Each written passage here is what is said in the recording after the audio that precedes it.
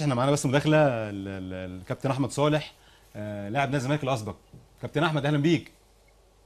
كابتن تامر، ازي حضرتك؟ اخبار ازيك حضرتك يا كابتن ايه؟ احمد؟ ازي حضرتك؟ الحمد لله كله في نعم والله، كله الحمد لله يا حبيب تمام. قلبي.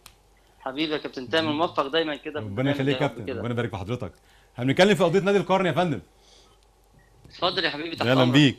البدايه كده، وجهه نظر سيادتك، انت شايف ان الزمالك هو اللي حق بنادي القرن؟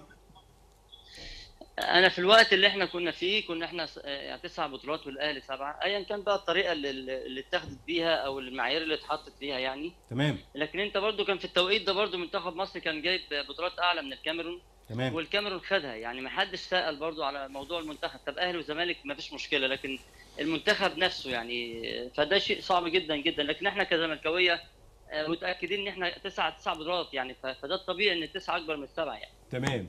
طيب حضرتك شايف ان بعد 20 سنه انت بتطلب حقك في نادي القرن، مش متاخر قوي يا كابتن؟ تاني كده ما سمعتش السؤال. بعد 20 سنه يا كابتن حضرتك بتطلب بحقك في نادي القرن، مش ده مش متاخر شويه؟ حتى لو متاخر وده شيء يزعل في ايه، حتى لو كان الاستاذ مرتضى منصور موجود زي ما الناس كانت بتقول تمام. وما اتكلمش فيها. يعني هو ما يتكلم فيها، هو دي المشكله ان هو يتكلم فيها، ولا لا ان هو يسكت خالص لا، ما تمام تكونش تمام. موجوده. لكن طالما ليك حق يعني بتتكلم فيه، فده شيء طبيعي. تمام. وبعدين الناس هتقول اه او لا، او المعايير دي اتحطت بناء على ايه. وقناه نادي الزمالك جابت المسؤولين كانوا موجودين في الوقت ده في الكاف، موجودين في الاتحاد الافريقي. تمام يا كابتن. والناس اتكلمت قال ان كانت متظبطه ومتفصله بتفصيل يعني. تمام تمام. طب حضرتك ايه تعليقك على احتفال نادي الزمالك باللقب؟ والله احتفال نادي الزمالك او جماهير نادي الزمالك ده يعني، انا جماهير نادي الزمالك بالنسبه لي يعني لو عملوا اي شيء انا معاهم، طالما في ان شايفين ان ده حقهم يعني. لان هم شايفين ان حقهم نادي القرن او التسع بطولات اعلى من السبعه، وحقهم كان متاخد في فتره الالفيه الالفينات يعني، او سنه 2000.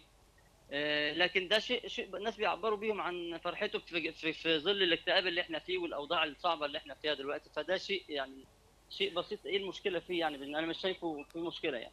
طيب يا فندم، شايف هجوم المستشار مرتضى منصور على كابتن حسن شحاته وكابتن حازم امام في الفتره الاخيره، وجهه نظر حضرتك؟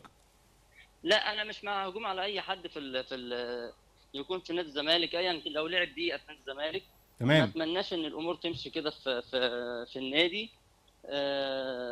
انا طبعا قلبا وقالبا مع كل الناس اللي لعبت في النادي وودوا، وبالذات لما يكون تاريخ كبير زي كابتن حسن يعني. تمام يا فندم تمام. السؤال الاخير حضرتك شايف مين اقرب للقب دوري الابطال السنه دي ان شاء الله؟